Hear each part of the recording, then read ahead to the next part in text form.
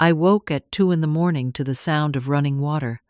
I had been living with my son Jason and his wife Amanda for 3 weeks since retiring and selling my house in Kansas. Every single night at exactly 2 in the morning, Jason took a shower. Tonight, something compelled me to peek through the slightly open bathroom door. Through the steam, I saw him scrubbing his hands frantically, and the water running down the drain was tinged pink with blood. My blood ran cold. I stood frozen in the hallway, my hand still on the doorframe, my heart pounding so hard I thought it might wake the entire building. The pink water swirled down the drain, and Jason kept scrubbing, like Lady Macbeth trying to wash away some terrible sin. I pulled back before he could see me, crept back to the guest bedroom on shaking legs, and sat on the edge of the bed in the darkness. Sleep was impossible. I stared at the ceiling, listening to the water run for another 20 minutes. When it finally stopped, I heard Jason pad down the hallway to the bedroom he shared with Amanda. Their door clicked shut. The apartment fell silent again except for the hum of the refrigerator in the kitchen. What had I just seen? There had to be an explanation. Jason was my son. I had raised him. I knew him, or I thought I did. Morning came slowly. I pretended to sleep when Amanda knocked on my door at 7:30, calling that breakfast was ready. I needed time to compose myself, to figure out what to say, how to ask about something so disturbing without sounding like a paranoid old woman. When I finally emerged at 8:15, Jason was already at the kitchen table, reading something on his phone, a cup of coffee steaming beside him. He looked up and smiled, that same warm smile I had known for 37 years. "Morning, Mom. Sleep okay?" "Fine," I lied, pouring myself coffee with hands that still trembled slightly. "You?" "Like a rock." He went back to his phone. Amanda bustled around the kitchen, making scrambled eggs and toast. She chattered about her day ahead, something about a presentation at work. I barely heard her. I kept watching Jason, looking for some sign of whatever darkness I had glimpsed last night. But he seemed perfectly normal, calm, loving, the son I had always known. Throughout that day, while they were both at work, I could not stop thinking about it. I tried to convince myself I had imagined it, that the pink tinge was just a trick of the light through the steam, that I was adjusting to city life after decades in a small Kansas town and my nerves were playing tricks on me. But then I noticed small things. Jason's clothes from the night before were not in the hamper. I checked while tidying up, trying to be helpful. The hamper was empty, except for one of Amanda's blouses. His clothes from last night were simply gone. Later, looking out the window, I saw Jason's car in the parking lot below. It gleamed. He had never been one to detail his car regularly, but today it looked freshly washed and waxed, spotless. My stomach tightened. That evening, over dinner, meatloaf and mashed potatoes, I tried to act normal. We talked about the weather, about Amanda's presentation, going well, about me maybe joining a book club for seniors at the community center down the street. Normal family conversation, safe topics. But I kept watching Jason, and he seemed to sense it. A few times I caught him glancing at me with an expression I could not quite read. Concern? Wariness? After dinner, after we had cleaned up and Amanda had gone to take a bath, I found myself alone with Jason in the living room. He was watching a basketball game with the volume low. I sat in the armchair across from him, my hands folded in my lap, my heart racing again. "Jason, honey, I need to ask you something." He looked over, eyebrows raised. "Sure, Mom, what's up?" "Last night, around 2 in the morning, I heard you in the shower." His expression did not change. "Yeah, I have trouble sleeping sometimes. The hot water helps me relax." I noticed something seemed wrong. Are you okay? Is everything all right with work? Now his face shifted. Surprise then, something that looked like hurt. What do you mean? I had to say it. I saw blood, Jason, in the water. The words hung in the air between us. For a moment he just stared at me. Then his whole body seemed to deflate. Oh, Mom. He rubbed his face with both hands. I hit a deer last night, on the drive home from my late shift at the warehouse. It ran right out in front of me on Route 42. I had to stop, move it off the road so no one else would hit it.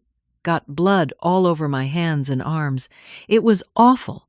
He pulled out his phone, swiped through photos, turned the screen toward me. There, dimly lit by his headlights, was the dark shape of a deer lying by the roadside. The timestamp read 1:32 in the morning. I didn't want to wake you and Amanda by showering right when I got home, so I waited a bit. But I couldn't sleep with that on me, you know? It was really upsetting. Shame washed over me. Of course, a deer. Something so simple, so reasonable. I had let my imagination run wild. Oh, sweetheart, I'm so sorry. That must have been terrible for you. Are you okay? Was your car damaged? Car's fine. I'm fine. Just shaken up, I guess. He smiled at me, but it did not quite reach his eyes. I'm sorry I worried you. Amanda emerged from the bathroom in her robe, hair wrapped in a towel. What's going on? Jason explained about the deer, about my concern. Amanda came over and squeezed my shoulder. Oh, Victoria, you're so sweet to worry. But Jason's okay. He's been having some anxiety issues lately, trouble sleeping.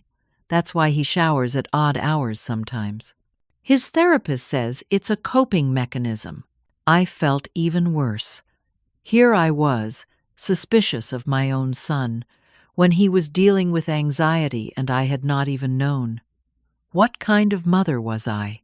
I'm sorry, I said again. I shouldn't have doubted you. I guess I'm just adjusting to everything. New city, new routine. I'm being silly. You're not silly, Mom. Jason got up, came over, hugged me. I hugged him back, breathing in the familiar scent of his aftershave. We're glad you're here. We want you to feel safe and comfortable. That night, I went to bed feeling foolish and guilty. I took one of the sleeping pills my doctor had prescribed for the transition period, something to help me adjust to the new environment. I slept deeply until 2 in the morning. I woke to the sound of running water. Again.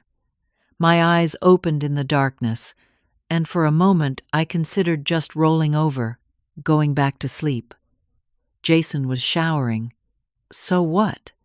He had explained it. Anxiety, coping mechanism, perfectly reasonable. But something made me get up. Some instinct I could not name. I crept down the hallway in my nightgown, my bare feet silent on the hardwood floor. The bathroom door was cracked open, steam drifting out. I positioned myself where I could see through the gap without being seen. This time, I saw more clearly. Jason was at the sink, not in the shower. The shower was running, but he was not in it. He was washing his hands and forearms. And yes, there were scratches visible on his skin, red and raw-looking. He scrubbed methodically, almost ritualistically. And on the bathroom counter, next to the toothbrush holder, sat a thick manila envelope.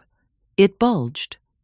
As I watched, Jason dried his hands, opened the envelope, and pulled out cash, stacks of bills, held together with rubber bands.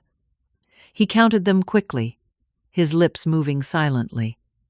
I could not tell how much, but it was a lot. Several $1,000s at least. He recounted, nodded to himself, slipped the money back into the envelope, and tucked it under his arm. Then he finally stepped into the shower, letting the water cascade over him.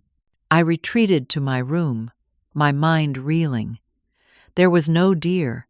He had lied to me, looked me right in the eye and lied, showed me a photo that could have been from any time, told me a story designed to make me feel guilty for asking. Who was my son? And what was he involved in? I sat on my bed, trembling, as the first light of dawn began to creep through the curtains. I spent the next day in a fog of fear and confusion. I made breakfast, cleaned up, smiled, and nodded when Amanda reminded me about the book club meeting on Thursday. I acted like everything was normal. But inside, I was screaming. Jason had lied to me. The blood, the money, the 2 a.m. showers. Something was very wrong. Something illegal and dangerous. I knew it in my bones. While Jason and Amanda were at work, I stood outside their bedroom door for a full 5 minutes, my hand hovering over the doorknob. This was wrong. You did not invade your child's privacy. Even adult children deserved respect and boundaries. But he had lied to me. And I was scared. I opened the door and went inside. Their bedroom was neat, tastefully decorated in soft grays and blues. Amanda's jewelry box sat on the dresser, Jason's watch and wallet on the nightstand. Everything looked normal, innocent. I felt like a criminal as I opened his dresser drawers, carefully looking through folded t-shirts and socks and underwear. In the bottom drawer, tucked beneath a stack of old college sweatshirts, I found a cell phone. Not the iPhone I had seen him use every day, but an older model, a flip phone, like the kind you bought at gas stations, a burner phone, they called it in crime shows. My hands shook as I opened it. There were text messages, but they were all in some kind of code. Numbers, abbreviations I did not understand. Meeting times and locations listed by street corners, not addresses. I put it back exactly as I had found it and moved to their closet. On the top shelf, behind a stack of sweaters, I found a lockbox. It was not locked. Inside sat more cash. I counted it. $8,300 in various denominations. I took photos of everything with my own phone. The burner phone screen, the cash in the lockbox, the receipts I found tucked under the cash. Receipts from pawn shops I did not recognize, in amounts ranging from $200 to $1,500. Then I put everything back, my heart pounding so hard I thought I might be sick. I left their room and closed the door, leaned against the hallway wall, trying to catch my breath. I had to tell someone. But who? I could not go to the police without more information. What would I say? My son has cash? That was not illegal. A burner phone? Suspicious, but not criminal. I called my daughter Jennifer. She lived in Colorado with her husband and 2 kids. We talked every Sunday, regular as clockwork. Today was Wednesday, but I needed her. She answered on the 3rd ring, sounding harried. Mom, is everything okay? It's the middle of the day. Jenny, I need to talk to you about Jason. What about him? I heard kids screaming in the background. Brady, put that down. Sorry, Mom. I'm dealing with a situation here. Can this wait until Sunday? No, honey, it can't. I think Jason is involved in something bad. Illegal. There was a pause. The background noise faded, like she had moved to another room. When she spoke again, her voice was careful, measured. What do you mean, illegal? I told her everything. The blood, the money, the burner phone, the lies. I talked fast, words tumbling over each other. Another long pause when I finished. Then Jennifer sighed, and my heart sank at the sound. Mom, are you feeling okay? Like, really okay? What do you mean? I'm telling you something serious. I know you are, and I hear you. But you're 65. You just made a huge life change, moved to a new city, sold the house you lived in for 40 years. That's really stressful. Sometimes, stress can make us see things that aren't there, or interpret innocent things as suspicious. Jennifer, I know what I saw. Jason would never do anything illegal. He's always been the responsible one. He has a good job, a good marriage. Maybe you saw something, but misunderstood it? The money could be savings for something. The phone could be a work thing. And you said yourself he explained about the deer. He lied about the deer. How do you know? Were you there? Her voice was gentle, patient, the voice you used with confused elderly people.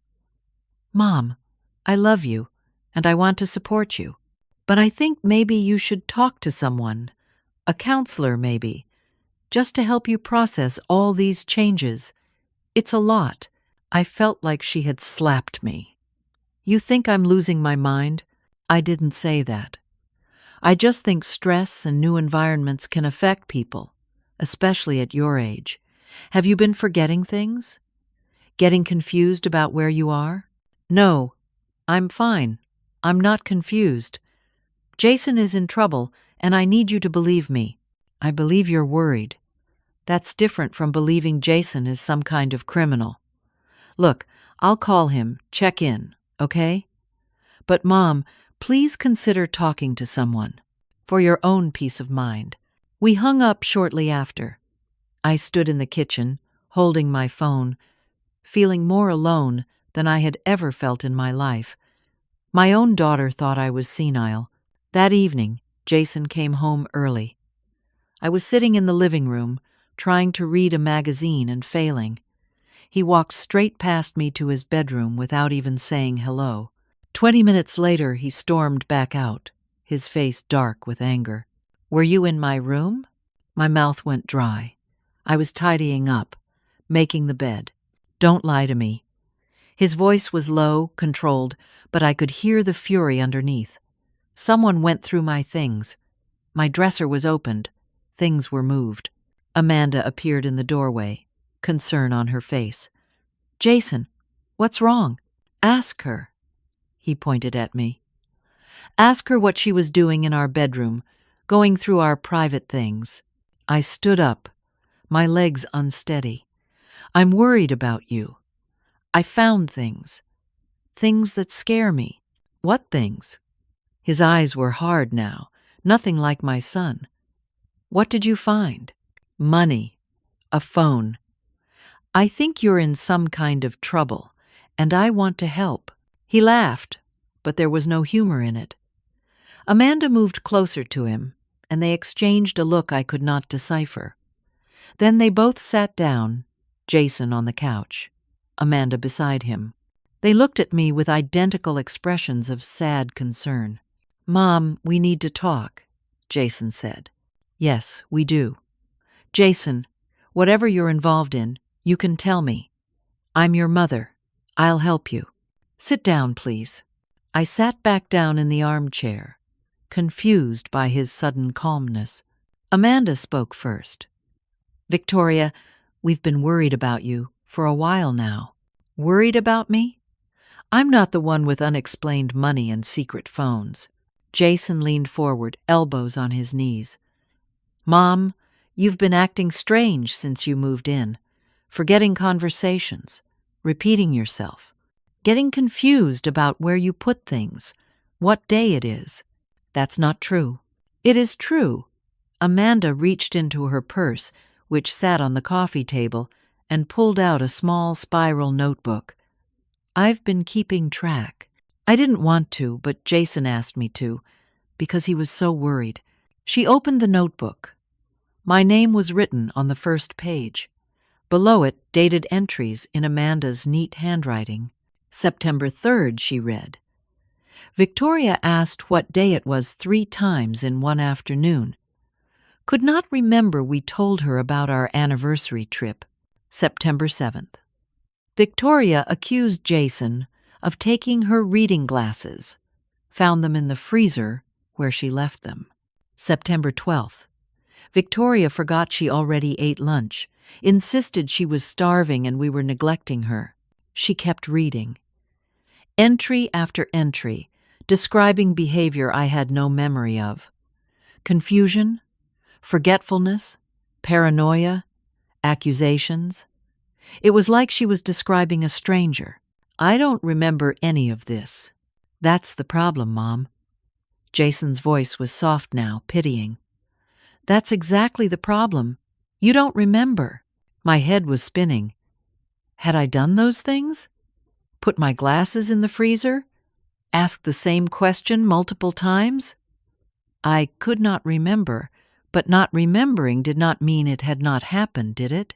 The money you found, Jason continued, is from me selling my motorcycle last month. I sold it to help pay for your care. We knew you'd need things, medical expenses, maybe memory care down the line. We're planning ahead. And the phone is from my old job, he added. I kept it for the contacts. I should have thrown it out.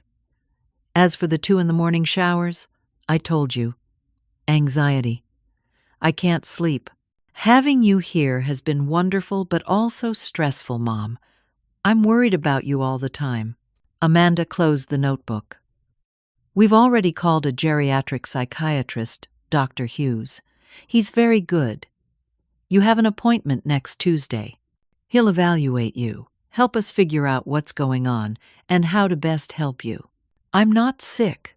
I'm not confused. But even as I said it, doubt crept in. Could they be right? Was I losing my memory, making up suspicions to explain my own confusion? We love you, Jason said. That's why we're doing this. We want to help you. I stood up, my legs shaking. I want to leave. I want to go back to Kansas. Jason stood too, his face sympathetic but firm. Mom, you sold your house, remember?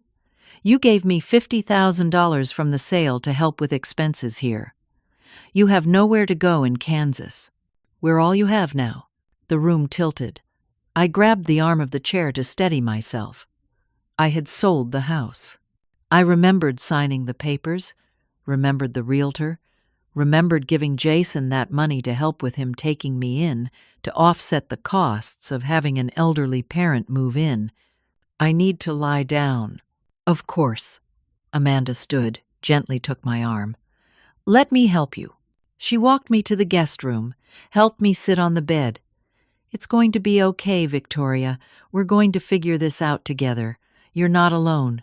She left, closing the door softly. I sat on the bed, my mind reeling. Was I going crazy? Were they gaslighting me? I could not tell anymore. The ground had disappeared beneath my feet, and I was falling through empty space with nothing to hold on to. That night, I did not sleep at all. And when morning came, I knew what I had to do. Real or not, sick or not, I could not stay in that apartment. I had to leave. I had to find somewhere safe. Somewhere I could think clearly. Somewhere away from Jason's 2 a.m. showers and Amanda's notebook of accusations and my own spinning, doubting mind.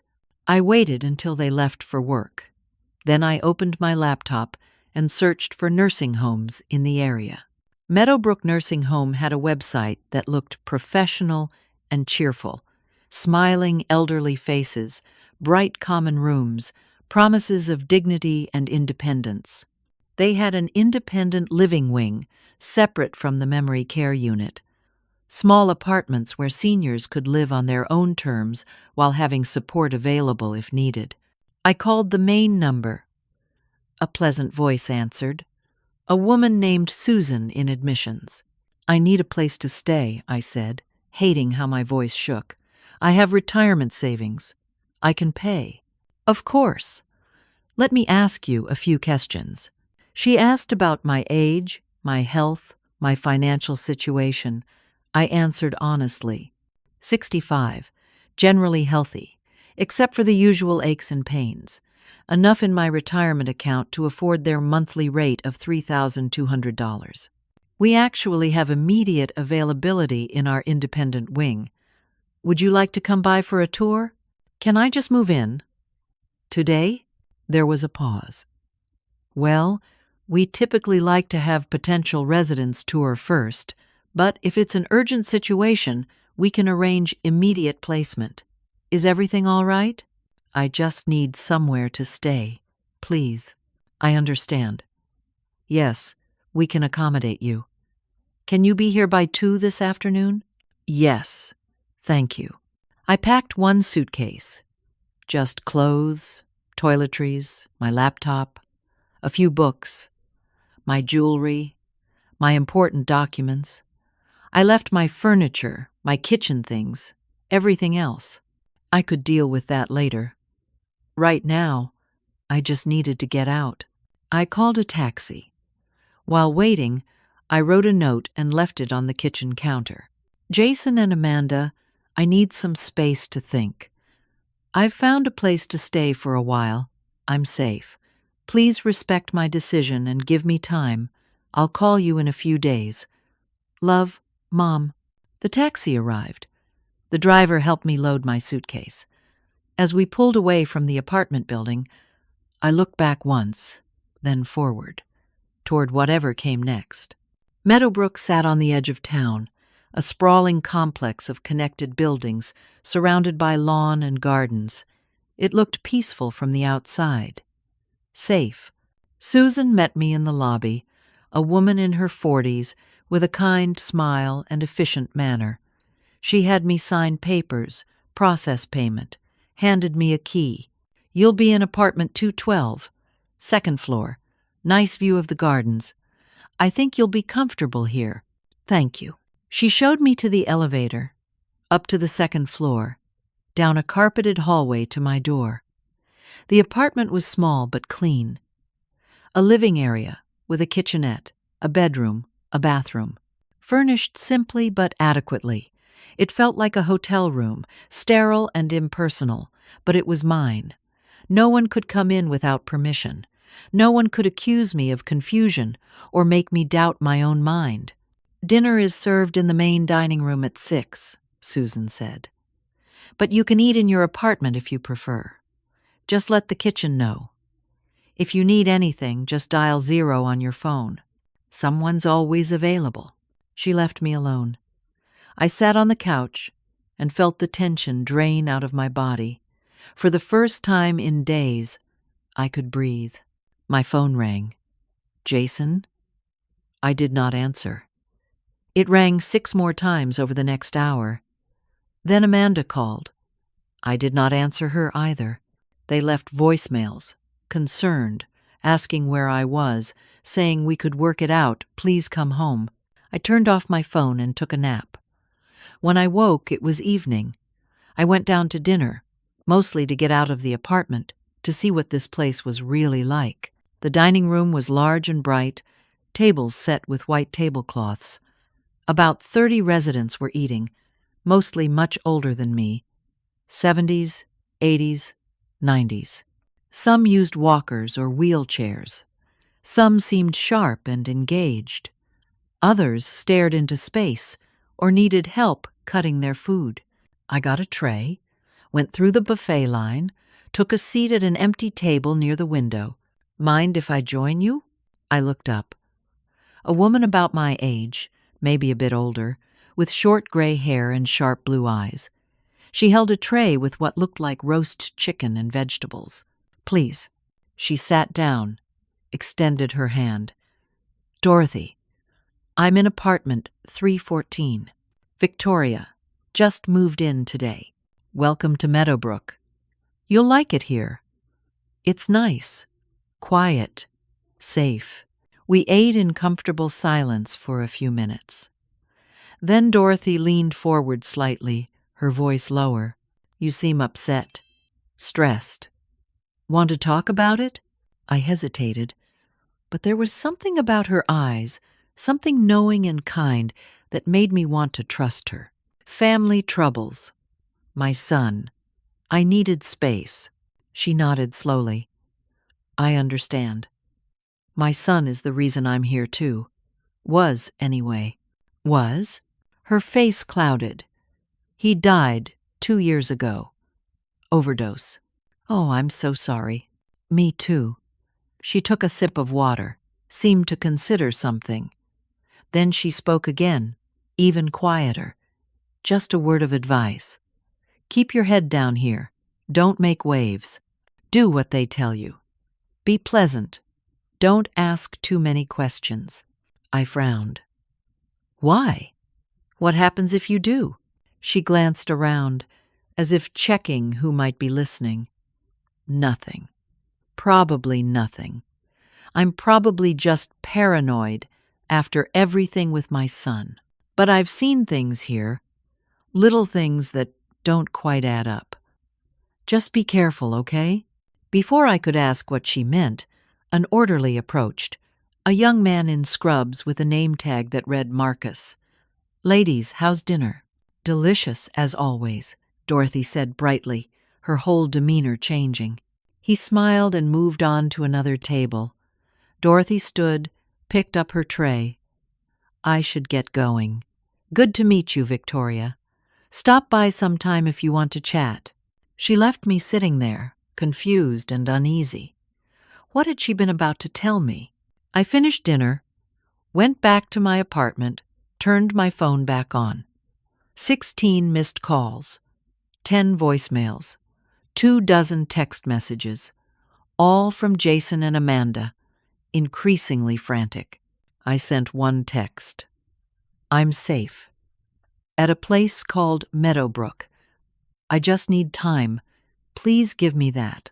Jason called immediately. I answered this time. Mom, what are you doing? What place? Where are you? I told you. Meadowbrook. It's a senior residence. I have my own apartment. I'm okay. Why?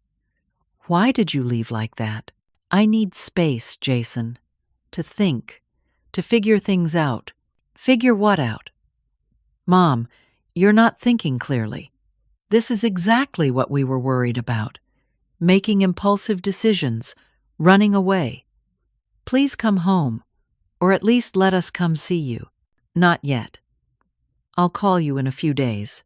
Mom. I hung up, turned the phone off again. Sat in the darkness of my new apartment and wondered if I had made a terrible mistake. The next 3 days passed quietly. I walked the grounds, attended meals, tried to settle in. Dorothy and I had coffee in the common room. She showed me where the library was, the exercise room with its dusty treadmills and stationary bikes. She introduced me to other residents, all pleasant enough but keeping their distance, as if I had not quite earned acceptance into their club yet. On the 4th day, Jason and Amanda showed up. I saw them from my window, pulling into the parking lot, walking into the main building. 10 minutes later, someone knocked on my door. I opened it. There they were, looking concerned and tired. Can we come in? Jason asked. I stepped aside. They entered, sat on the couch. I took the chair across from them. How are you, Victoria? Amanda asked. I'm fine. It's peaceful here. Jason looked around the apartment, at my few belongings, the impersonal furniture. This is where you want to be? In this place? For now, yes. He nodded slowly. Okay, if that's what you need, we'll respect it. We just wanted to see you. Make sure you're all right. I appreciate that. We talked for a while, about nothing important. They seemed calm, not angry. When they stood to leave, Jason hugged me. We love you, Mom. Whatever you need, we're here. I know. They left. I watched from the window as they walked to their car, but instead of getting in and driving away, Jason veered off toward the main building. I watched him disappear inside. 30 minutes passed, then 45. Finally, I saw him come back out, shake hands with someone in the doorway. A tall man in a suit. The director, probably. They talked for several minutes, too far away for me to see their expressions or guess what they were saying. Then Jason got in the car, and they drove away. That evening, Dorothy knocked on my door. She looked worried. "Your son was talking to Mr. Patterson for a long time today." The director. "That's never good." My stomach tightened. "What do you mean?" "I don't know exactly. Like I said, I'm probably just paranoid. But whenever families have long meetings with Mr. Patterson, residents tend to get moved. From independent to assisted living or assisted to memory care. More restrictions, more control. Just watch yourself, okay?" After she left, I could not shake the feeling of dread. I tried to tell myself Dorothy was overreacting, that Jason was probably just making sure I was being taken care of properly, that it meant nothing, but sleep would not come. I lay in bed, staring at the ceiling as midnight approached. Then 1 in the morning. At 2 in the morning, I heard sounds in the hallway. Movement, voices, the squeak of wheels. I got out of bed, crept to my door, looked through the peephole. 2 orderlies were loading boxes onto a cart from a supply closet down the hall. The boxes were labeled medical supplies in red letters. They worked quickly, quietly, glancing around as if worried about being seen. One of them was Marcus, the young orderly from the dining room. The other I did not recognize. Behind them, supervising, was Mr. Patterson. They wheeled the cart toward the elevator. I watched them go, my heart racing. Why were they moving medical supplies at 2 in the morning? And why the secrecy? I turned back to my room, moved to the window to see if I could spot them outside. A few minutes later, a white van pulled around to a side entrance. The orderlies emerged, began loading the boxes. And then I saw the other orderly's face in the exterior light. Recognition jolted through me. He had been to Jason's apartment once, several weeks back. I had answered the door, asked who he was. He had said he was a friend from work, there to pick up Jason for a guys' night out. Understanding crashed over me like a wave. Jason worked at a medical supply warehouse. These men were loading medical supplies at 2 in the morning. Jason had unexplained cash. A burner phone with coded messages about meeting places and times. Jason was stealing prescription medications from his warehouse, selling them. And Meadowbrook Nursing Home was either where they stored them, distributed them, or possibly even where they originated. An entire nursing home full of prescription drugs, easy to skim, easy to falsify records. I stood at the window, frozen, as Mr. Patterson looked up. Our eyes met across the distance. He smiled, slow and knowing, and gave me a small wave. I backed away from the window, my hand over my mouth, fighting down panic. I had not escaped to safety. I had fled directly into the center of Jason's operation, and now they knew I had seen them. I did not sleep the rest of that night. I sat on my bed, every nerve on edge, jumping at every sound in the hallway. When morning finally came, gray and cold through my window, I knew I had to get out. I got dressed, grabbed my purse, went to the front desk. A young woman I did not recognize sat there, typing on a computer. "Excuse me, I'd like to check out." "Leave." "What paperwork do I need?" She looked up, smiled pleasantly. "Oh, you're leaving us? I'm sorry to hear that. Let me get your file." She clicked through screens on her computer, frowned slightly. It looks like there are some forms we need to process. It will take a few days to arrange discharge properly. Medical records transfer, that sort of thing." "A few days? I just want to leave today." "I understand, but we have to follow procedure, for your safety and ours. I'll put in the request, though. Someone from administration will contact you." "Can I just leave? Walk out?" Her smile tightened. "Well, technically you can, but you'd be leaving against medical advice, which could affect your insurance coverage, and there's the matter of your deposit and final billing. I felt trapped. Fine. How long exactly? 3 to 5 business days, usually. I went back to my apartment, my mind racing. 3 to 5 days. Too long. They knew I had seen them last night. I was a witness now, a liability. I could not just sit here waiting. I pulled out my cell phone. No service. I stared at the screen in disbelief. Full bars yesterday. Nothing now. I moved around the apartment, holding the phone up. No signal anywhere. I grabbed the landline on the table by the couch, dialed 911. It rang. Thank God it rang. 911. What's your emergency? I need help. I'm at Meadowbrook Nursing Home, 825 Oak Street. There's illegal activity here, drug trafficking. I've witnessed it. Ma'am, are you in immediate danger? I don't know. Maybe. They know I saw them. Please send someone. Officers are on the way. Stay on the line with me. Can you tell me your name? Victoria. Victoria Hayes. Okay, Victoria. Tell me exactly what you saw. I told her everything.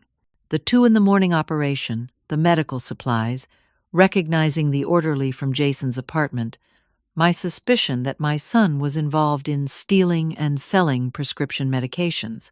Officers will be there in approximately 10 minutes. Are you somewhere safe right now? I'm in my apartment, door locked. Good. Stay there until officers arrive. I waited, phone pressed to my ear, watching the door. It felt like hours, but was probably only 12 minutes before I heard knocking. Ma'am? Police. Can you open the door? I looked through the peephole. 2 uniformed officers, a man and a woman, both young, both looking bored and skeptical. I opened the door. Thank you for coming. You called about illegal drug activity? Yes. Last night at 2 a.m, I saw staff loading medical supplies into a van. They were being secretive about it. And one of the men involved, I recognized him from my son's apartment. My son works at a medical supply warehouse. I think they're stealing prescription drugs and distributing them. The male officer pulled out a notepad.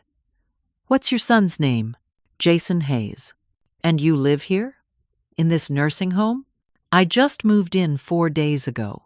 The female officer glanced at her partner, something passing between them. And you say this happened at 2 a.m? Yes. Were you awake? Or did something wake you? I couldn't sleep. I was awake. More glances between them. Ma'am, can we speak with the director? Before I could answer, Mr. Patterson appeared in the hallway, along with Jason and Amanda. My heart sank. How did they get here so fast? Officers, thank you for coming. Mr. Patterson extended his hand, shook with both of them. I'm Gerald Patterson, facility director. This is Victoria's son, Jason, and his wife, Amanda. They've been very concerned about Victoria. Mom, what's going on? Jason looked at me with perfect confusion and worry. They called us, said you phoned 911? I saw what you're doing, I said, my voice shaking. I know about the drugs. I saw them loading the van last night. Jason turned to the officers. I'm very sorry about this. My mother has been having some episodes. Confusion, paranoia. We're working with her doctors to get her the help she needs. That's not true, I said, louder now. I know what I saw. Ma'am, please calm down. The female officer held up a placating hand. Amanda stepped forward, pulled a small notebook from her purse. My stomach dropped. The same notebook from before, the fabricated journal. We've been documenting Victoria's symptoms, Amanda said, her voice thick with manufactured concern. Delusions, paranoia, confusion about time and place. She's been declining for weeks. She handed the notebook to the officers. They flipped through it, reading. Jason added, "She's accused me of various things. She went through our private belongings, made unfounded accusations. We've been trying to help her, but she ran away and came here. We were planning to have her evaluated by a specialist. I'm not crazy." My voice came out too loud, too desperate. "They're lying. They're criminals, and they're trying to make me look incompetent so no one will believe me." The officers exchanged another look. The male one closed his notebook. "Is there a medical professional who can speak to her condition?" "Actually, yes." Mr. Patterson pulled out his phone. Her son arranged for Dr. Raymond Hughes, a geriatric psychiatrist, to be available for consultation. "Let me see if he's reachable." "You arranged this," I said, looking at Jason. "You planned this. You wanted me to call the police so you could make me look crazy." "Mom, please. We're trying to help you." Dr. Hughes arrived within 30 minutes, a distinguished-looking man in his 60s with silver hair and a calm, professional manner. He carried a leather bag and spoke softly, like you would to a frightened animal. "Victoria, I'm Dr. Hughes. Your son has told me about your concerns. I'd like to talk with you, if that's all right. Just you and me. I'm not sick. I'm not confused. I know what I saw. I'm sure you do. I just want to understand. Please, can we talk?" The officers, clearly relieved to have a medical professional take over, stepped back. Dr. Hughes gestured to my apartment. "May we speak privately?" I felt I had no choice. Everyone was watching me, waiting to see if I would be difficult. I nodded, led him inside, closed the door. He sat on the couch, invited me to sit in the chair. He asked questions in a gentle voice, about what I had seen, about my relationship with Jason, about the past few weeks. I told him everything, trying to stay calm, to sound rational. He took notes, nodded sympathetically, said things like, "I understand," and "That must have been frightening." After 40 minutes, he stood. "Thank you for talking with me, Victoria. I'm going to speak with the officers now. I'll be right back." He left. I sat alone in my apartment, my hands clenched in my lap, knowing what was coming. When he returned, Jason, Amanda, Mr. Patterson, and both officers were with him. Dr. Hughes looked at me with professional sympathy. "Victoria, based on my evaluation and the documented history your family has provided, I believe you're experiencing paranoid delusions consistent with early-stage dementia or a psychotic break. The specific nature of your delusions, the temporal disorientation evidenced by your certainty about events that can't be corroborated, and your resistance to help all indicate you need immediate psychiatric care." No, I'm not delusional. I know what's real. I've prepared commitment papers for a mandatory psychiatric hold, 72 hours for evaluation and stabilization. Your son has medical power of attorney and has consented to this course of treatment. I looked at Jason. "You have what?" "When you moved in with us, Mom. Remember? You signed papers, healthcare proxy, power of attorney, all the normal things for someone your age." I remembered signing papers, a stack of them. Jason had said it was standard in case of emergency. I had trusted him. "I won't go. You can't make me." "Actually, we can," Dr. Hughes said gently. "For your own safety and the safety of others." I ran. I do not know what I thought I would accomplish, but pure instinct kicked in. I bolted for the door, yanked it open, ran into the hallway. "Help! Someone help me! They're kidnapping me! They're criminals! Please!" Other residents' doors opened. Faces peered out, old and confused and frightened. But no one helped. No one moved. I made it to the lobby. still screaming. "Call the police! I'm being taken against my will! This is illegal!" Marcus and another orderly appeared, grabbed my arms. I struggled, but they were strong, professional. They had done this before. "Please calm down, ma'am. We're trying to help you." "Let me go. Someone call the police." Dorothy was in the lobby, watching. Our eyes met. She looked stricken, terrified. She mouthed, "I'm sorry," but did nothing, just stood there, frozen. They dragged me, still struggling and screaming, toward the elevator, toward the memory care unit, toward the locked ward on the 3rd floor. "You should have minded your own business, Mom." Jason's voice, low in my ear, as he walked beside the orderlies. The officers had already left, satisfied it was a medical matter. Dr. Hughes followed behind, making notes. "Now you're going to spend the rest of your life in here, and everyone will think you're just a crazy old woman. No one will ever believe you." The elevator doors closed. We rose to the 3rd floor. The doors opened to reveal a locked unit, pastel walls, the smell of antiseptic and something else. Despair, maybe. They took me to a small room, bare except for a bed and a chair. A nurse appeared with a paper cup full of pills and another cup of water. "These will help you calm down." "I don't want them." "If you refuse, we'll have to administer them by injection. It's your choice." I took the pills, swallowed them with shaking hands. Within minutes, the world started to blur at the edges. My limbs felt heavy. My thoughts slowed, like wading through mud. As I sank onto the bed, consciousness fading, I heard Jason's voice from the doorway. "Sweet dreams, Mom." Then darkness. I woke in confusion. My mouth dry as cotton, my head thick and aching. Sunlight slanted through a window with bars on it. I was in a small room, wearing clothes I did not remember putting on. A hospital gown, thin and humiliating. A clock on the wall read 3:27, afternoon, based on the light. But what day? I tried to sit up.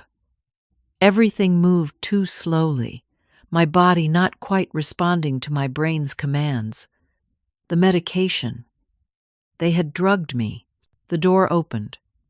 A nurse I did not recognize entered, middle-aged and businesslike. "Oh, good, you're awake. How are you feeling? What day is it?" "Saturday. You've been sleeping for about 3 days. The medication dose was a bit high. We're adjusting it. 3 days. I had lost 3 days. I want to leave." "That's not possible right now. You're on a mandatory hold for psychiatric evaluation. Dr. Hughes will be by later to check on you." She took my blood pressure, my temperature, made notes on a clipboard. Then she produced another paper cup with pills. "Your morning medication." "I don't want it." "If you refuse, we'll have to administer it another way. It's easier if you just take it." I thought about fighting, refusing, making them restrain me and inject me. But what would that accomplish except prove their point that I was uncooperative and irrational? I took the pills. She watched me swallow, checked my mouth to make sure I had not hidden them under my tongue, and left. The medication made everything soft and distant.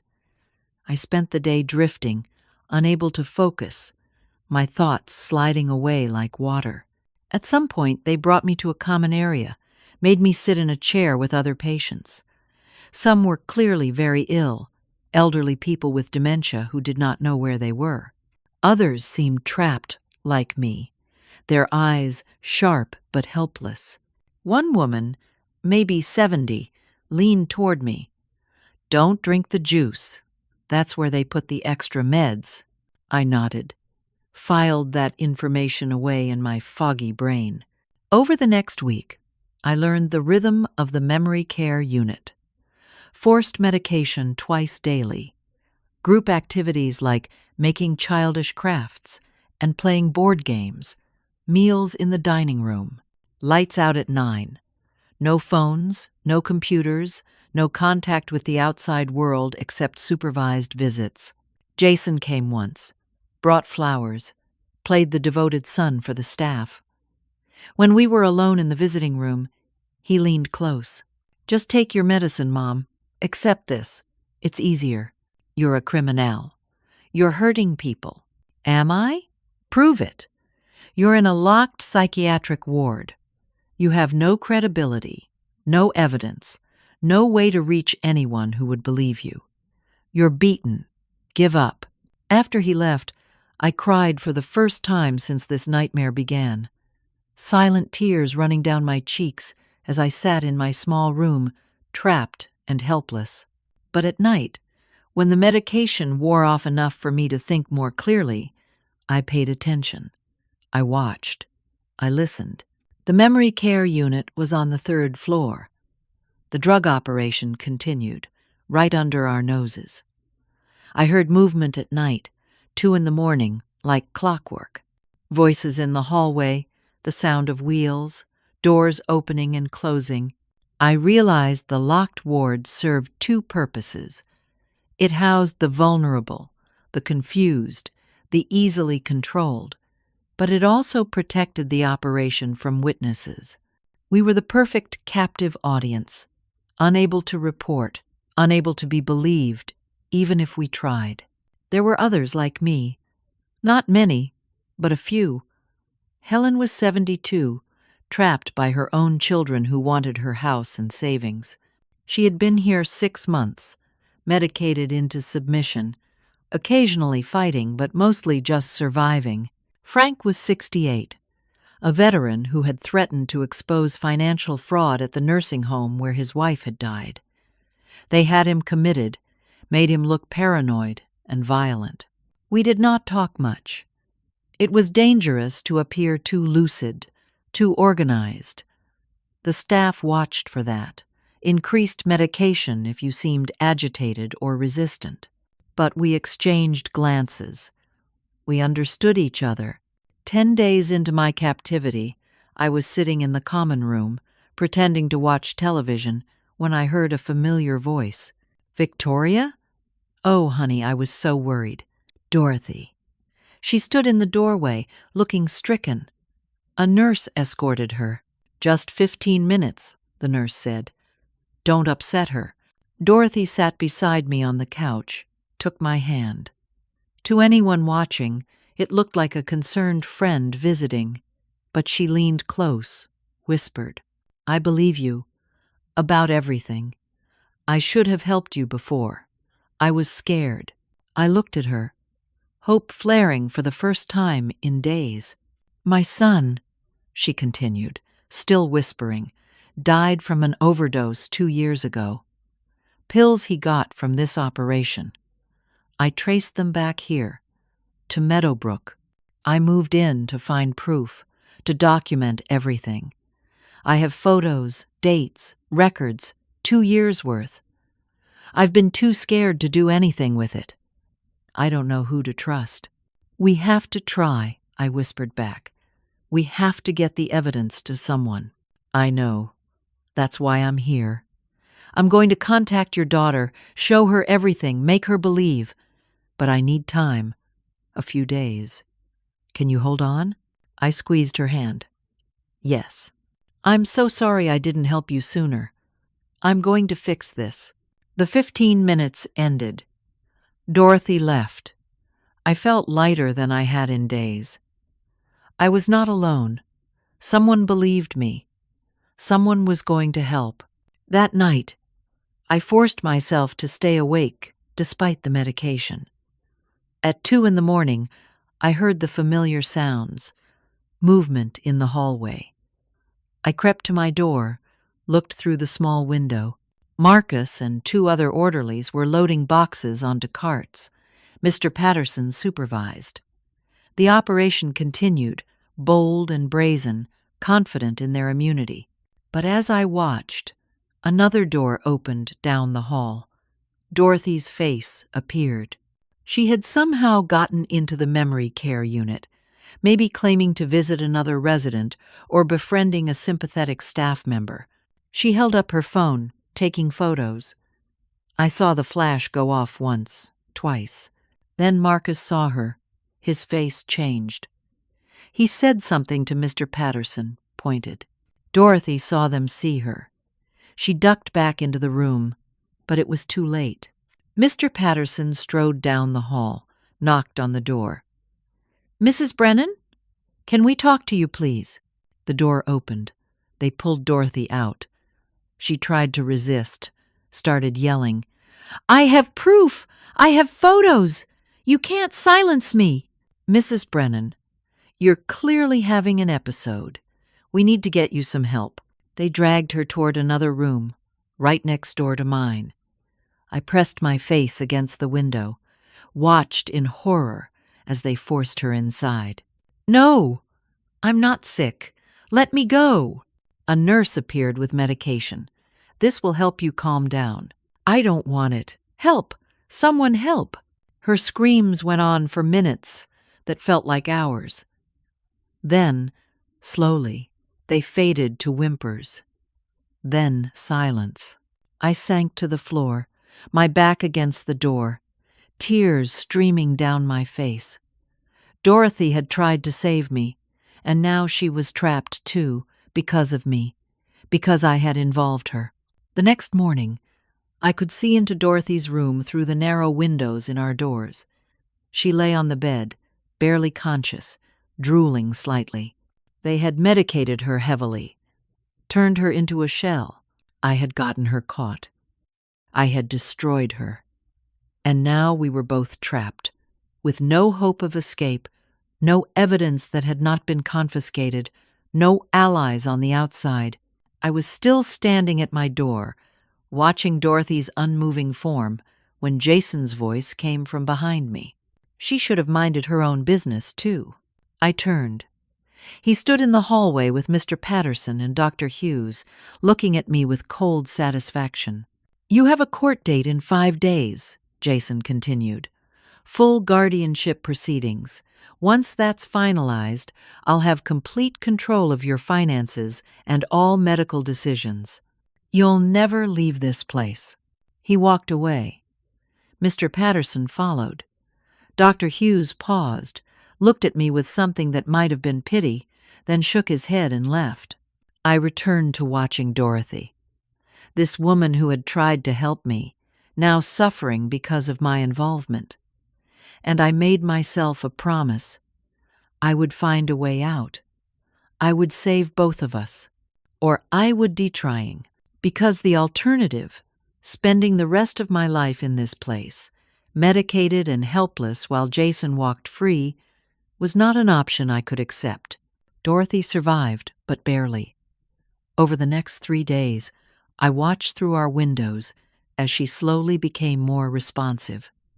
The heavy medication they had given her started to wear off. She could sit up, eat a little, respond to nurses' questions, but the spark in her eyes was gone, replaced by a dull resignation. I had to act. The court date was in 5 days. Once Jason had full guardianship, any chance of escape or justice would vanish. I would be a prisoner for the rest of my life, and Dorothy would fade away here, punished for trying to help. I began playing a role. The perfect patient. Compliant, docile, just confused enough to seem like I belonged here but not so resistant that I needed extra supervision. I took my medication without complaint, then quietly vomited it up in the bathroom afterward. It did not always work. The pills dissolved too quickly sometimes, but I managed to keep enough out of my system to think clearly. I attended activities with a pleasant smile, made simple crafts, played bingo. Let the staff think the medication was working, that I was accepting my situation, that I was no longer a problem. After 4 days of this, I noticed them relaxing around me. The constant observation decreased. They left my door unlocked during the day. They let me spend time in the common area with minimal supervision. On the fifth day, a Wednesday, a family visited another patient on the ward. A woman in her 50s and her teenage son, visiting the woman's father who had Alzheimer's. They sat in the common area, talking to him gently while he smiled and nodded without comprehension. The teenage boy set his phone on the side table while he went to get his grandfather some water. I was sitting nearby, pretending to read a magazine. I glanced around. No staff in immediate view. I reached over, palmed the phone, slipped it into the pocket of my cardigan. My heart hammered. Any second, someone would notice. Someone would see, but no one did. The boy came back with water, talked with his grandfather for another 20 minutes, then left with his mother. They never looked for the phone. Maybe they assumed the grandfather had moved it, or it had fallen behind the couch cushions. I kept it hidden in my pocket, went to my room at bedtime like normal. Once the night staff made their rounds at 10, checking doors and counting patients, I waited. The nursing home settled into its nighttime quiet. I heard the familiar sounds at 2 in the morning, the drug operation continuing as always, confident in their impunity. I pulled out the phone, turned it on, prayed it had battery, 63%. Enough. I called 911, but this time I was smarter. I did not mention drugs or conspiracies or anything that would make me sound delusional. 911, what's your emergency? There's a fire at Meadowbrook Nursing Home, 825 Oak Street, 3rd floor. I can see smoke. Ma'am, are you safe? Can you evacuate? I'm trying. Please send fire trucks immediately. There are elderly people here who can't move on their own. Fire department is being dispatched. Stay on the line. I can't. The smoke is getting worse. I hung up. Then I called the local news station, the number listed on their website. A night desk person answered. This is Victoria Hayes. There's a breaking story at Meadowbrook Nursing Home. Fire and a major scandal. Drug trafficking operation. You should send someone immediately. Ma'am, do you have evidence of this alleged drug trafficking? Someone here has photos, documentation. 2 years' worth. Send a reporter now, before it's too late. I hung up before they could ask more questions. Then I did something I knew was crazy, dangerous, potentially deadly. But I was out of options. I grabbed the small metal trash can from beside my bed, pulled out all the tissues and papers inside, used the lighter I had stolen from the craft room 2 days ago to set the contents on fire. Flames leaped up. Smoke began to fill my small room. I held my breath, opened the door, stepped into the hallway. Fire. Everyone wake up! Fire! The smoke alarm went off. A piercing shriek. Lights blazed on. Staff came running. There's a fire in 215. Get everyone out. Chaos erupted. The night supervisor, a woman named Patricia, began pounding on doors, helping confused patients out of their rooms. The 2 orderlies on duty rushed to assist. In the confusion, I ran to Dorothy's room. She was sitting up, disoriented from the alarm and commotion. Dorothy, we have to go. Now. Can you walk? What? What's happening? Fire. Come on. I pulled her to her feet, wrapped my arm around her waist, half carried her toward the stairwell. We joined the stream of patients and staff evacuating. Down 3 flights of stairs, out the side door into the cold night air. Fire trucks were already arriving, lights flashing, sirens wailing. A news van pulled into the parking lot. Perfect! I spotted the reporter, a woman in her 30s with a microphone and a cameraman. I stumbled toward her, still supporting Dorothy. Please, you have to help us. We're being held against our will.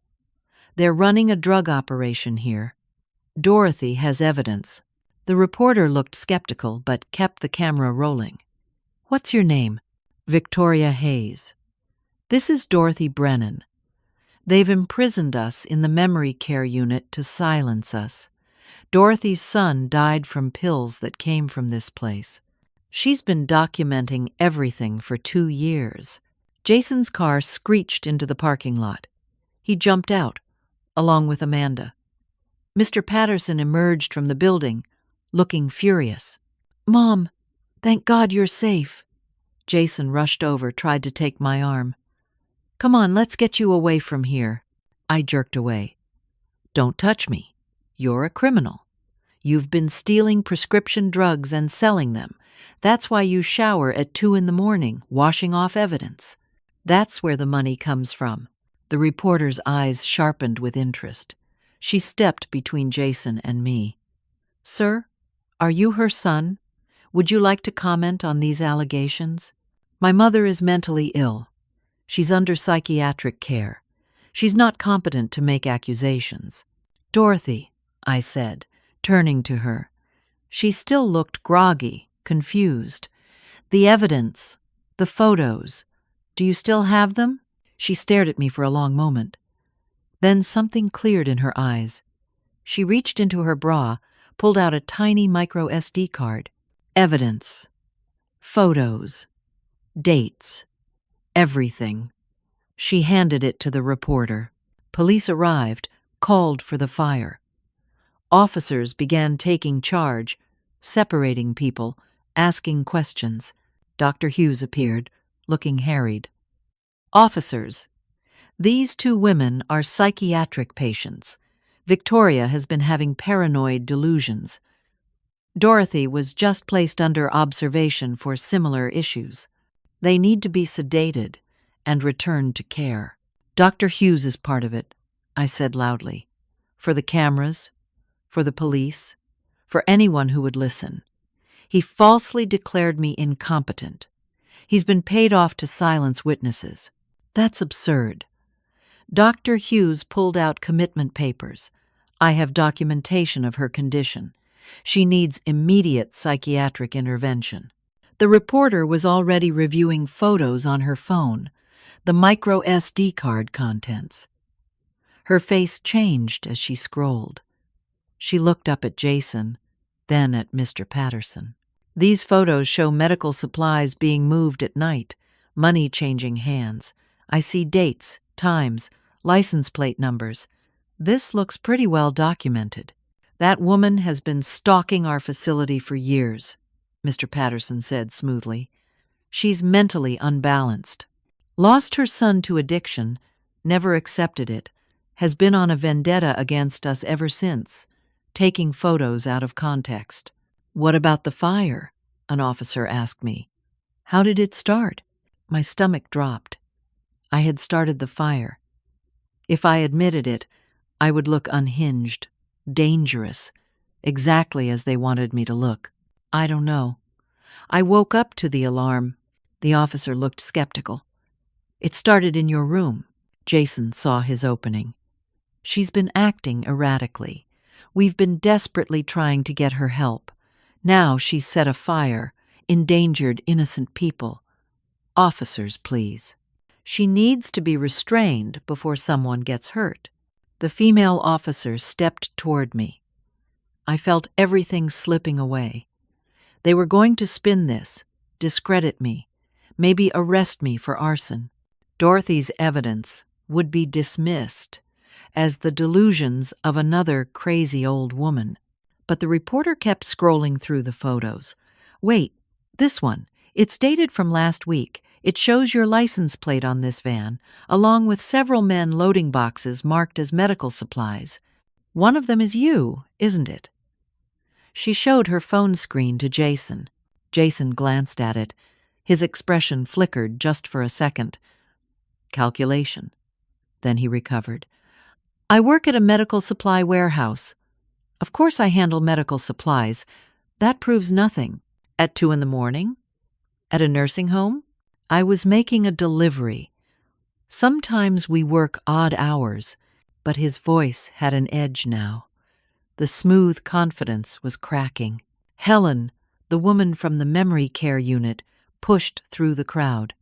She had been evacuated with everyone else. "They're holding us prisoner. We're not all sick. They lock us up to keep us quiet." Another patient, Frank, spoke up. "I tried to report them months ago. They committed me to shut me up." Mr. Patterson moved toward them. "These are confused individuals. They're under our care for a reason." But other residents were now speaking, more voices joining in. Some were legitimately confused dementia patients, but several sounded lucid, angry, telling stories of being silenced, of suspicious activities, of feeling imprisoned. The police began separating everyone, taking statements. Jason pulled out his phone, stepped away, started talking urgently. I heard fragments. "Clean everything now. Get it out. Call the lawyer." A paramedic approached Dorothy and me. "Let's get you both checked out at the hospital. You've been through a trauma." "Not back to Meadowbrook," I said firmly. "No, ma'am. The county hospital. Just to make sure you're both okay." As they loaded us into an ambulance, I looked back. The news camera was still rolling. Jason was on his phone looking panicked now. Mr. Patterson had disappeared inside the building. Police were keeping everyone on scene. Dorothy grabbed my hand as the ambulance doors closed. "Did we do it? Did we win?" "I don't know," I whispered. "But we tried. We finally tried." The ambulance pulled away, sirens silent, lights flashing. Through the back window, I watched Meadowbrook recede into the distance, wondering if I would ever have to see that place again, praying that this time, finally, someone would believe us. The hospital kept Dorothy and me for 3 days, running tests, clearing the medications from our systems, treating us for mild smoke inhalation and malnutrition. Real doctors, not ones on Jason's payroll, examined us and found us competent, lucid, and traumatized, but not delusional. On the second day, Jennifer arrived from Colorado. She burst into my room, her face blotchy from crying, and threw her arms around me. "Mom, I'm so sorry. I should have believed you. I should have listened. I'm so sorry." I held her tight, breathing in the familiar scent of her shampoo, feeling something hard and painful inside me finally begin to soften. "You're here now. That's what matters." We talked for hours. I told her everything, from beginning to end. She listened without interrupting, without doubting, just held my hand and let me speak. "Jason's been arrested," she said when I finished. "Him and 8 others, including that nursing home director and Dr. Hughes. The FBI got involved. They said your evidence, combined with Dorothy's photos, gave them enough for search warrants. They raided Jason's house, the warehouse where he worked, and Meadowbrook. Did they find anything? Everything. Records Jason didn't have time to destroy. Ledgers showing transactions going back 3 years. Bank accounts in the Cayman Islands. Communication logs with buyers. It was bigger than anyone realized. Multiple nursing homes across 3 states. Millions of dollars. They even found connections to organized crime networks. I closed my eyes, feeling vindicated and heartbroken at the same time. My son, my baby boy. A criminal who had been willing to drug me, imprison me, destroy me to protect his operation. "There's a bail hearing tomorrow," Jennifer continued. "The prosecutor asked if you wanted to attend." "Yes." "I need to see him." The next day, Jennifer wheeled me into the courthouse in a wheelchair. I did not really need it, but the hospital insisted, and I was too tired to argue. Dorothy came too, in her own wheelchair, both of us still recovering. The courtroom was packed. Media, spectators, other victims who had come forward since the story broke. Jason sat at the defense table in an orange jumpsuit, flanked by expensive lawyers. When I entered, His eyes found mine. For a moment, I saw my son again, scared, vulnerable, the little boy who used to run to me when he had nightmares. Then his expression hardened. He looked away. The hearing proceeded. Lawyers argued. The prosecutor, a sharp woman in her 40s named Lisa Chen, laid out the charges. Drug trafficking, elder abuse, fraud, conspiracy, kidnapping, false imprisonment. The list went on and on. Jason's lawyers argued he was not a flight risk, had ties to the community, deserved bail. The prosecutor countered that he had already demonstrated a willingness to imprison and drug his own mother to silence her. He was dangerous and calculating. Then the judge asked if anyone wanted to make a victim impact statement. I raised my hand. Jennifer wheeled me to the front of the courtroom. A bailiff adjusted a microphone so I could speak from my wheelchair. I looked at Jason, took a breath, and spoke. Jason is my son. I gave birth to him 37 years ago. I raised him, loved him, taught him right from wrong. Or, I thought I did. My voice was steady, calm. No tears. Not yet. When I moved in with him, I thought I was moving into retirement, into safety, into the care of someone who loved me. Instead, I moved into a nightmare. He lied to me, manipulated me, drugged me, imprisoned me, made me doubt my own sanity. He was willing to lock me away for the rest of my life, medicated into oblivion just to protect his criminal enterprise. Jason's head was down. His lawyers shifted uncomfortably. He thought making me look incompetent would silence me. But he forgot who raised him. He forgot that I survived 50 years in a world that often dismissed women my age. He forgot that I am stronger than I look, smarter than he assumed, and more determined than he ever knew. Now I looked at the judge. Your Honor, I don't want revenge. I want justice. I want to make sure no other mother, no other elderly person ever has to experience what I went through. Jason made his choices. Now he needs to face the consequences. I returned to my seat. Jason was crying now, his shoulders shaking. He looked up, tried to catch my eye, mouthed, "I'm sorry." I turned away. The judge denied bail. Jason was remanded to federal custody pending trial. 3 months later, he pleaded guilty. The evidence was overwhelming, and his lawyers advised him that a trial would only result in a longer sentence. He was sentenced to 15 years in federal prison, eligible for parole after 12. The others involved received similar sentences. Dr. Hughes lost his medical license and got 8 years. Mr. Patterson was caught trying to flee to Mexico, extradited, and sentenced to 20 years. The orderlies, the nurses who had helped, the warehouse supervisors, all faced their own reckonings. Meadowbrook Nursing Home was shut down permanently. Its owners faced massive civil lawsuits from families of residents who had been abused, drugged, or neglected. Dorothy and I both received settlements from those lawsuits, significant amounts, enough to be comfortable for the rest of our lives. More importantly, the investigation into Dorothy's son's death was reopened. It was confirmed that the pills that killed him came from Jason's operation. Her son's memory was honored, his death acknowledged, as part of a larger tragedy. With my settlement money, I started an organization, the Victoria Hayes Foundation for Elder Justice. We advocate for nursing home reform, provide resources for families dealing with elder abuse, and train investigators to recognize the signs of financial exploitation and false commitment. Dorothy works with me. She speaks at conferences, tells her story, helps other families who have lost loved ones to prescription drug addiction. She has found purpose in her grief.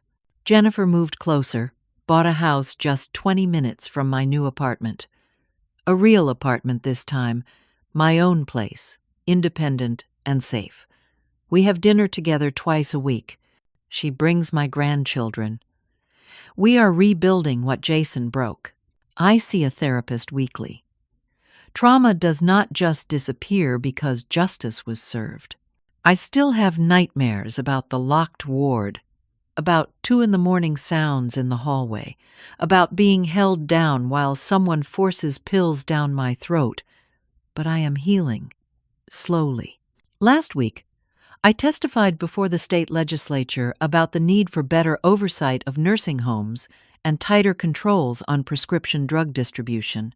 I stood at a podium, Dorothy in the front row beside Jennifer, and I spoke for 30 minutes about my experience, about systemic failures, about the vulnerable elderly who have no voice. They listened.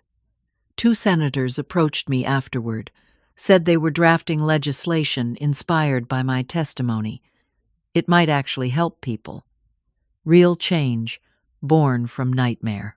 Jason writes me letters from prison. I do not open them. Jennifer asks if I will ever forgive him, ever visit him. I do not know. Maybe someday, when the wounds are not so raw, when I can think of him without feeling the ghost of medication in my veins, the ghost of locked doors and stolen agency. For now, I focus on the work, on helping others, on making sure my suffering had meaning. I am 66 years old now. A year has passed since that terrible night when I peeked through the bathroom door and saw blood in the water. A year since my life was torn apart and rebuilt into something I never expected. People ask me if I regret moving to the city, if I wish I had stayed in Kansas, kept my house, maintained my quiet retirement. I tell them no. Because yes, I went through hell. Yes, I lost my son, not to death but to his own choices, and I grieve that loss every single day. Yes, I have scars that will never fully heal, but I also found my voice. I found my strength. I found my purpose. I thought I was moving into retirement, into my sunset years, into a quiet fade, into old age.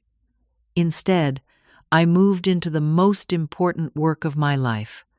They tried to silence me. They failed. And now, my voice is louder than ever, speaking for those who cannot speak for themselves, fighting for those who are too scared or too confused or too beaten down to fight. I am not just surviving. I am thriving. I am making a difference. And every time I help another family, every time I expose another abuse, every time I stand up and refuse to be dismissed or diminished because of my age, I am proving what I learned in that locked ward. They underestimated me. They thought age made me weak, made me confused, made me easy to manipulate and control. They were wrong, and I will spend the rest of my life making sure no one ever makes that mistake again. I want to leave you with a question. Have you ever felt dismissed or not believed because of your age, or watched someone you love be treated as invisible or incompetent just because they were older? How did you respond? Or how do you wish you had responded? I would love to hear your stories in the comments below. If this story moved you, please give it a like. Your support helps spread awareness about elder abuse and the importance of believing and protecting our vulnerable populations. Subscribe to this channel for more stories that give voice to those who are often unheard. And please share this story with others who might need to hear it, whether they are elderly themselves or have aging parents or loved ones they want to protect. Thank you for listening. Thank you for believing. And remember, we are never too old to fight back, never too old to demand justice, never too old to make our voices heard. Stay strong, stay vigilant, and never let anyone convince you that your age makes you powerless. Until next time.